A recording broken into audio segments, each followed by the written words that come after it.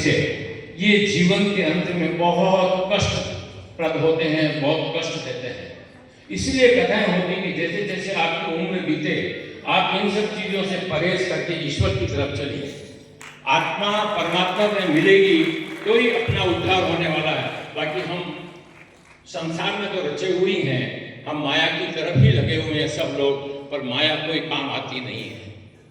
आदमी हाथ मुट्ठी बांध के आता है, अपना भाग्य लेके आता है और अपने कर्म लेके साथ जाता है। बाकी सब यही कुछ छोड़ना है, कुछ भी साथ जाने वाला नहीं। जो भी इकट्ठा आपने किया है, आज आपके हमारे सभी के घरों में जो यहाँ विराजे हुए हैं, 70 से 80% ऐसी वस्तुएं जो हमारे काम कभी नहीं आ सकती, कभी नहीं आएंगी। दिवाली के ऊपर कचरा निकालते हैं, सफाई करते हैं, वापस यथा स्थान पर रख देते हैं, फिर एक साल बाद फिर उनको टटोल जाता है। न वो अपने काम आती है, न हम किसी और के काम में दे रहे हैं वस्तुओं को, और वो व्यस्त हो जाती धीरे धीरे। तो क्या है कि जीवन में बहुत साधारण जीवन व्यतीत करना ही जीवन का बड़ा उद्देश्य होना चाहिए। ईश्वर की तरफ वही जा पाता है जो इन सब चीजों को छोड़ता है, अपना मोह छोड़े और ईश्वर की तरफ चले।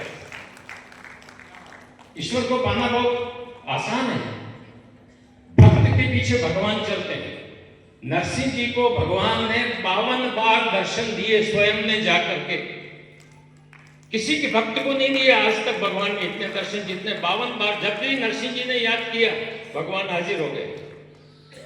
सुदामा जी सारे जीवन कष्ट भोगा पर ईश्वर का नाम नहीं छोड़ा, और अंत में क्या हुआ, कृष्ण के बराबर हो गए। तो ये बहुत बड़ी बात है।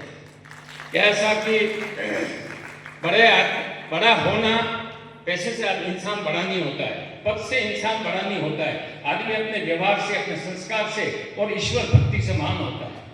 उन्हीं लोगों को पूजा जाता है जो ईश्वर की तरफ चले हैं।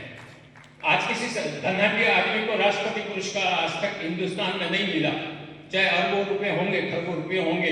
उन्होंने अगर दान किया है, उन्होंने कोई अच्छे कार्य किए हैं, जनता की भलाई के काम किए हैं, उसी व्यक्ति को याद किया जाता है, बाकी याद नहीं किया जाता। पैसा कोई ज्यादा महत्व नहीं रखता। पैसा आवश्यक है, परंतु पैसा सब कुछ नहीं है। पैसा सब कुछ कभी नहीं हो सकता। इसलिए हमें इन कथाओं से प्रेरणा लेके हमें ईश्वर की तरफ चलना चाहिए, और संसार से जितना मोह हो, उस मोह को, ममता को, ये ममत्व ही है जिससे इंसान परेशान है। जब तक आप ममता नहीं छोड़ेंगे, जब तक लोभ नहीं छूटेगा। लोभ नहीं छूटेगा तो पाप नहीं छूटेगा। पाप जब भी छूटेगा जब आप लोभ नहीं करेंगे, और लोभ जब भी छूटेगा जब आप ममत्व नहीं रखेंगे। क्योंकि हम ममता बहुत रखते हैं, कभी बेटे में ममता। दुनिया में मैंने एक जगह सुना था कि भाई आपका कौन है इस संसार में? आपकी पत्नी, आपके माता पिता, आपके भाई बंधु, आपके ससुराल वाले, आपके मित्र, कौन है बताइए? आपका कौन है? आपका कोई नहीं, सिर्फ आपका शरीर आपका है। जिस दिन ये शरीर आपका साथ छोड़ देगा, आपके पास कोई आने वाला नहीं है। आप बीमार हो जाएंगे, आपको 10 दिन, 15 दिन, महीना, 2 महीना सब सेवा कर लेंगे। और अगर आपने अपनी प्रॉपर्टी पहले ही बांट ली है तो वो 10-15 दिन भी बहुत मुश्किल है। अगर आपके पास कुछ है तो थोड़े दिन बेटे बेटी भी आपकी सेवा कर लेंगे, उसके बाद वो भी थक जाएंगे। जब तक आपका शरीर स्वस्थ है, जब तक आपके सब कुछ है।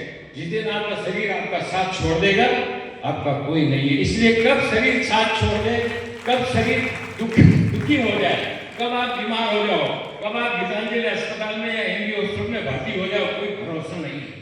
जब तक स्वस्थ हैं, ईश्वर का नाम लें, कथाएं सुने और अच्छे व्यवहार रखें लोगों से, और ईश्वर की तरफ चलने का प्रयास करें।